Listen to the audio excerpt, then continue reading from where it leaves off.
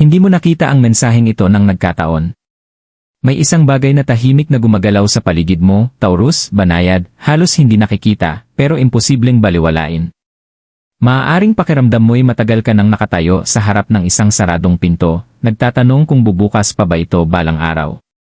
Mga sandali ng pagdududa, nasusubok ang iyong pasensya, at ang katahimikan ay mas malakas pa kaysa sa mga sagot. Pero paano kung ang katahimikang iyon ay paghahanda? Paano kung ang pagkaantala ay paraan ng universo para protektahan ka? Sa mismong sandaling ito, may isang bagong simula na dahan-dahang nabubuo, hindi nagmamadali, ngunit dumarating ng may malinaw na layunin. Manatili ka sa mensaheng ito, dahil ang mga susunod na mangyayari ay maaaring magbago ng paraan ng pagtingin mo sa landas na tinatahak mo. Kung pinapanood mo ito ngayon, may dahilan kung bakit, may isang bagay sa loob mo na matagal ng tahimik na nagtatanong. Taurus, patuloy kang umuusad ng may tiyaga, kahit na mabagal ang progreso at tila napakalayo ng mga sagot. Marahil na itanong mo na sa sarili mo kung bakit nananatiling sarado ang ilang pinto sa kabila ng iyong pagsisikap at pagiging consistent. Ngunit hindi lahat ng pag-aantala ay pagtanggi. May mga paghinto na umiiral upang muling ihanay ang iyong landas, upang ihanda ka sa isang bagay na mas matatag, mas akma sa taong unti-unti kang nagiging. Ang mensaheng ito ay paalala na ang iyong pagiging matiisin ay hindi binabaliwala. Kinikilala ng universo ang iyong pagtitiis, ang katapatan mo sa iyong mga pangarap, at ang pagtanggi mong sumuko kahit sa mga panahong puno ng kawalan ng kasiguruhan. Ang nasa unahan mo ay hindi kaguluhan, ito ay isang matatag na bagong simula, itinayo mula sa mga aral na nalagpasan mo na. Manatili kang naririto sa kasalukuyan, dahil ang pagbabagong matagal mo nang nararamdaman ay totoo, at ito ay unti-unting nagaganap pabor sa'yo. Iyan itahimik inayugto bago yan is pagbabago. Bago ang anumang tunay na simula, laging may panahon ng katahimikan, at Taurus, kilalang-kilala mo ang yugtong ito. Ito ang panahong pakiramdam mo'y paulit-ulit ang takbo ng buhay, na tila hindi bumabalik ang resulta ng lahat ng iyong pagsisikap. Patuloy kang humaharap at ginagawa ang dapat gawin, kahit manipis na ang motibasyon at tila wala ang pagkilala. Maaaring hindi napansin ng iba ang iyong pagtitiyaga, pero bawat tahimik na hakbang ay may halaga.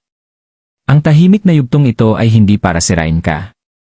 Dinisenyo ito upang patibayin ang pundasyon mo.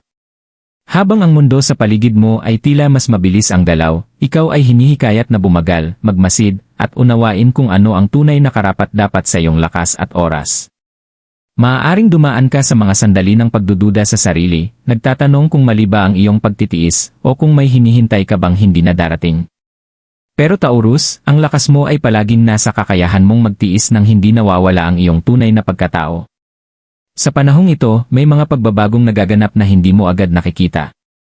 May mga aral na unti-unting sumisiksik, may linaw na nabubuo sa ilalim ng lahat, at may mga lumang pattern na tahimik na naglalaho. Ang pakiramdam ng pagkakabalam ay isa palang paghubog. Inaalis mo ang mga inaasahang hindi natugma sa iyong paglago. Natututuhan mo kung saan ka dapat manatiling matatag at kung saan ka dapat bumitaw. Tinuruan ka rin ng yugtong ito ng tibay sa katahimikan. Natutunan mong magtiwala sa sarili mo kahit walang palaging kumpirmasyon. Natutunan mong hindi lahat ng tagumpay ay kailangang may nanonood. At higit sa lahat, natutunan mo na ang iyong halaga ay hindi nasusukat sa bilis, kundi sa katatagan. Ang katahimikan ay hindi nangangahulugang walang nangyayari, ibig sabihin nito, ang lahat ay unti-unting nagkakaayos. At ngayon, habang papalapit sa pagtatapos ang kabanatang ito, nagsisimula ng magbago ang enerhiya sa paligid mo, banayad, ngunit hindi mapagkakamalan. Iyan punto ng pagbabago, nagsisimula ng bumukas ganit pinto. Darating ang isang sandali, Taurus, na ang enerhiya sa paligid mo ay hindi na mabigat, kundi puno ng inaasahan. Ito na ang puntong matagal mong pinaghahandaan, kahit hindi mo na malayang ginagawa mo pala yon. Ang pintong dati parang imposibleng galawin ay hindi biglang bumubukas ng marahas. Sa halip, dahan-dahan itong gumagalaw, halos may paggalang, na para bang kinikilala ang iyong pagtitiyaga. Nagsisimulang lumitaw ang mga banayad na senyales, maliliit na pagbabago sa mga usapan, mga oportunidad na kakaibang tugma sa iyo, at isang panibagong linaw kung saan dati puro kalituhan. Mapapansin mong mas madali na ngayon ang magdesisyon. Kung dati puno ng pag-aalinlangan, ngayon ay tahimik na pumapasok ang kumpiyansa. Hindi ito swerte, ito ay pagkakaayon. Tumutugon ang universo kapag nagtagpo ang panloob na kahandaan at tamang oras sa labas. At Taurus, nagawa mo ang panloob na gawain. Natuto ka mula sa mga pagkaantala, lumago sa gitna ng kawalan ng kasiguruhan, at nanatiling tapat sa iyong mga pinahahalagahan kahit may mga shortcut na umaakit. Habang bumubukas ang pintong ito, inaanyayahan kang humakbang pasulong ng walang takot. Hindi dahil siguradong magiging madali ang daan, kundi dahil mas matibay ka na kaysa dati. Hindi ka na tinutukoy ng mga lumang limitasyon. Ang mga pagdududang dating bumubulong sa iyo ay unti-unting nawawala, napapalitan ng isang tahimik na kaalamang nararapat ka sa direksyong tinatahak mo. Ang puntong ito ng pagbabago ay hindi tungkol sa biglaang kaguluhan o padalos-dalos na hakbang. Ito ay tungkol sa unti-unting paglawak.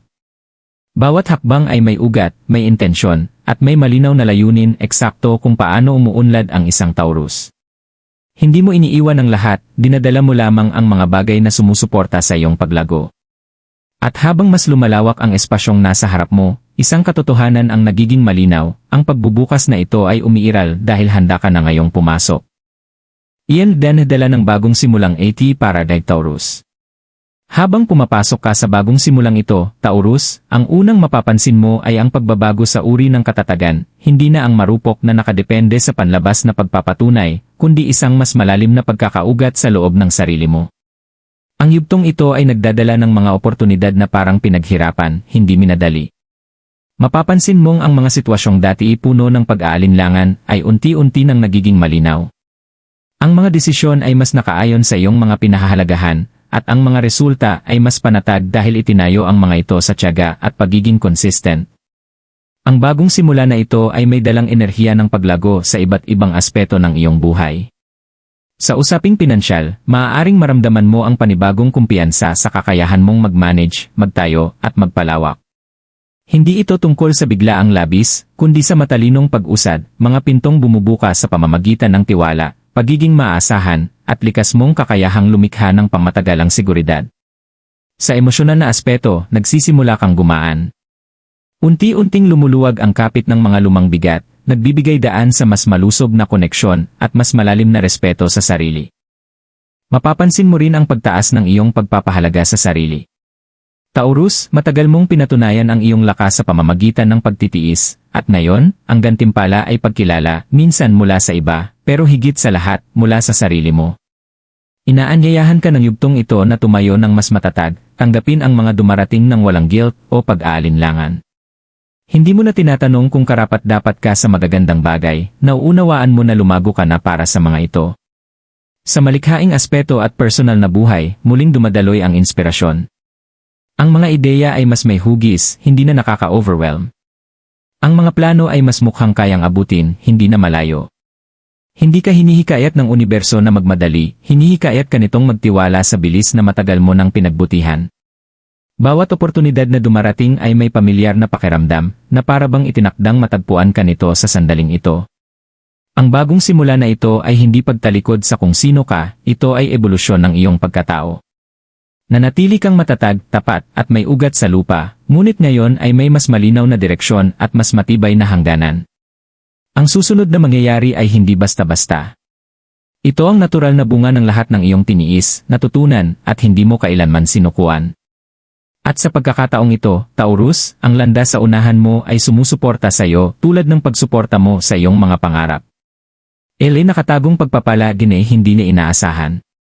Ang ilan sa mga pinakamakabuluhang pagpapala ay dumarating ng tahimik, Taurus, walang anunsyo o engrandeng pagpapakita. Ito ang mga sandaling dahan-dahang pumapasok sa buhay mo kapag hindi mo inaasahan, sa pamamagitan ng isang pag-uusap, biglaang pag-unawa, o isang oportunidad na tila napakasimple para maging mahalaga. Ngunit ang mga banayad na pagbabagong ito ang may kapangyarihang baguhin ang lahat. Ang dating mukhang pagkakataon lamang ay unti-unting nagpapakita na ito pala ay maingat na pagkakaayos. Mapapansin mong may mga taong pumapasok sa buhay mo na sumasalamin sa iyong paglago, sa halip na ubusin ang iyong enerhiya. Lumilitaw ang suporta sa mga paraang tunay, hindi pilit at perpektong napapanahon.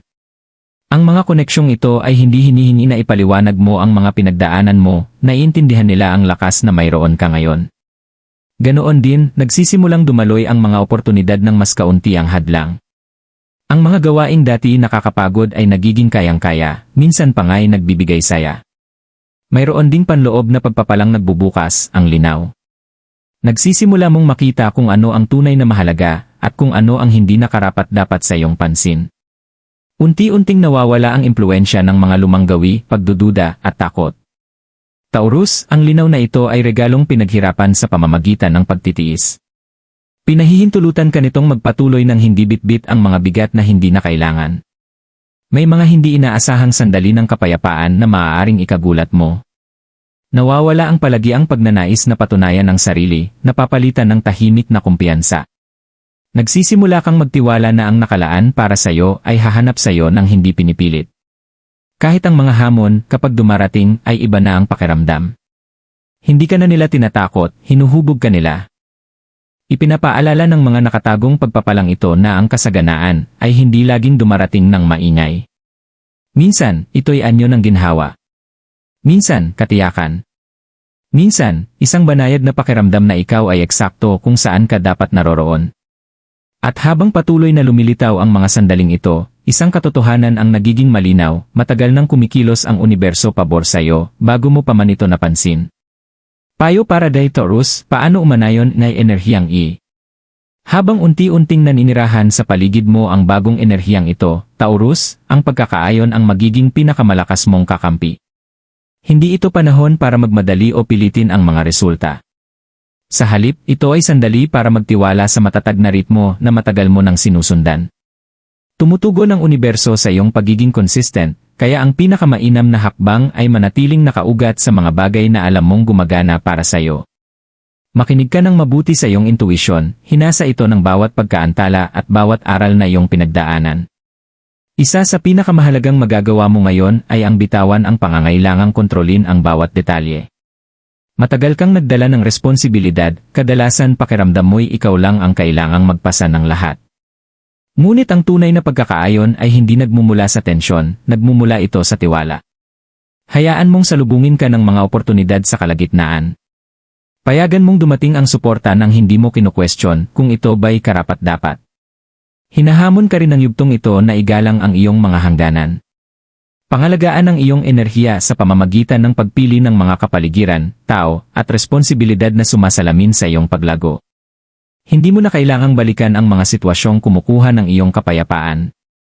Taurus, ang lakas mo ay hindi na lamang nasusukat sa kakayahang magtiis, nasusukat na rin ito sa kakayahang pumili ng may talino. Manatili kang bukas sa pagkatuto kahit pakiramdam mo'y kumpiyansa ka na. Hindi natatapos ang paglago kapag gumaganda ang sitwasyon, lalo pa itong lumalalim. Ang maliliit na pagbabago sa mindset, routine, o pananaw ay maaaring magbukas ng mas matibay na katatagan. Magpatuloy kang magtayo ng may tiyaga, ngunit huwag baliwalain ang inspirasyon kapag dumarating. Ibalanse ang lohika at intuisyon, ang pagpaplano at pagtitiwala. Higit sa lahat, magpatuloy ka ng may paggalang sa sarili. Karapatan mo nang hangarin ang higit pa ng walang guilt. Ang tunay na pagkakaayon ay ang pagpayag sa sarili mong tumanggap, nang hindi lumiit, nang hindi nagpapaliwanag, at nang walang paghingi ng paumanhin. Kapag nanatili kang tapat sa kung sino ka na ngayon, natural na tutugon ang enerhiya sa paligid mo. Ganito ka mananatili sa daloy, hindi sa paghahabol ng pagbabago, kundi sa matatag na pagtayo sa iyong katotohanan at pagpayag na salubungin ka ng landas kung nasaan ka man. Taurus, dumarating sa iyo ang mensaheng ito sa panahong mas handa na ang iyong kaluluwa kaysa sa inaakala mo. Ipinapaalam ng universo na wala ni isa sa mga pinagdaanan mo ang nasayang. Bawat paghinto, bawat pagkaantala, bawat sandali ng kawalan ng kasiguruhan ay humubog sa iyo bilang isang taong kayang-kayang tanggapin ang susunod na darating. Hindi ka kailanman inilaan na magmadali sa kabanatang ito, nakalaan kang dumating dito ng may matibay na pundasyon, malinaw na kamalayan, at hindi matinag. May isang tahimik na lakas na bumabalot sa iyo ngayon, isang lakas na hindi kailangang ipagsigawan. Natutunan mong manatiling matatag nang hindi pinatitigas ang puso. Natutunan mong umasa nang hindi kumakapit. Ang balansing ito ay bihira, at ito mismo ang dahilan kung bakit ang mga bagong pinto ay bumubukas ng may gaan sa halip na pagtutol. Tumutugon ang universo sa mga taong nagtitiwala sa proseso kahit kapag hindi malinaw ang landas. Pinapaalalahanan ka ngayon na ligtas ng maniwala muli. Ligtas ng magplano. Ligtas ng mangarap na may katatagan sa halip na takot. Ang mga nagaganap ngayon ay hindi marupok, ito ay itinayong magtatagal. Ang suportang kailangan mo ay patuloy na darating, minsan tahimik, minsan sa mga paraang ikagugulat mo. Ngunit hindi mo ito mamimiss dahil sa wakas ay nakaayon ka na sa tunay mong halaga. Bitawan mo na ang bersyon ng sarili mo na naniniwalang kailangan mong magdusa ng walang katapusan para maging karapat-dapat sa kapayapaan. Nagsasara na ang kabanatang iyon. Sa unahan mo ay isang panahon na hinubog ng balanse, seguridad, at panloob na kumpiyansa. Maglakad ka pasulong ng may kaalamang ikaw ay ginagabayan, pinoprotektahan, at sinusuportahan, kahit pa hindi pamilyar ang daan. Ito ang paalala para sa'yo, Taurus, hindi ka nahuhuli. Nasa tamang oras ka. At ang mga pintong bumubukas ngayon ay nakalaan na manatili. Habang papalapit sa pagtatapos ang mensaheng ito, maglaan ka muna ng sandali para namnamin ang lahat ng iyong narinig. Hindi lahat ay kailangang magkaroon ng agarang reaksyon. May mga mensahe na sadyang inilaan upang dahan-dahang lumapat, upang unti-unting magbukas sa loob mo sa tamang panahon. Taurus, dalhin mo ang enerhiyang ito habang nagpapatuloy ka, matatag, may ugat sa lupa, at bukas sa mga bagay na umaayon pabor sa'yo. Magtiwala ka na ang bawat hakbang na gagawin mo mula rito, gaano man ito kaliit sa tingin mo, ay patungo sa isang bagay na may saysay. Kung tumimo sa'yo ang mensaheng ito, hayaan mo itong maging tanda na hindi ka nag-iisa sa iyong landas. Mayroon ding iba na nakakaramdam ng pagbabagong ito na dumaraan sa kani-kanilang tahimik na transformasyon. Bahagi ka ng mas malaking ritmo, isang ritmo na pinahahalagahan ng pagtitiyaga, paglago, at panloob na lakas. Kung nais mong manatiling konektado sa mga ganitong mensahe, maaari mong suportahan ang channel sa pamamagitan ng pag-like sa video at pag-subscribe. Ang presensya mo rito ay tumutulong upang maabot ng mga mensaheng ito ang mga taong higit na nangangailangan nito. Huwag kang mag-atubiling ibahagi ang iyong mga saloobin o karanasan sa comments, minsan, ang mga salita mo ang eksaktong kailangan marinig ng iba. Hanggang sa muli, ipagpatuloy mo ang pagtitiwala sa iyong paglalakbay.